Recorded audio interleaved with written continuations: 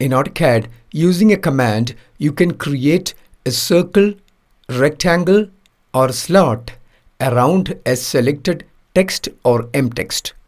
Give TCIRCLE command, select the objects. The distance offset factor defines the size of the object. Then you can choose whether you want circle, slots, or rectangle. Circle is the default, and you can specify whether you want circle with constant size.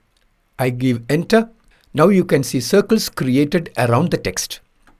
I'll give TCIRCLE again, select the objects, and give a higher value for distance offset. I'll give 0.7, choose rectangle as the object, and maintain a constant size on both sides. Now a rectangle is created around the text with a higher distance factor. I'll give TCIRCLE again, select the objects. I'll maintain the same distance offset of 0.7. I'll choose the object as slots. I'll maintain a constant size and a constant width on both sides of the slot. Now a slot is created around the text.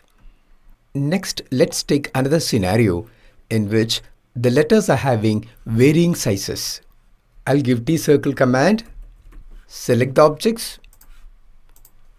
The distance offset factor is 0.35. I'll choose circles as the object.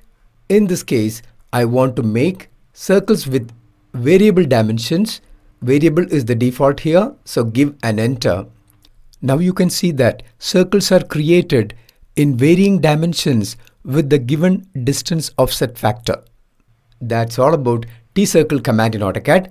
Please hit the like button of this video if you liked it, and subscribe to SabeerCAD YouTube channel if you haven't subscribed already. Thank you so much for your time.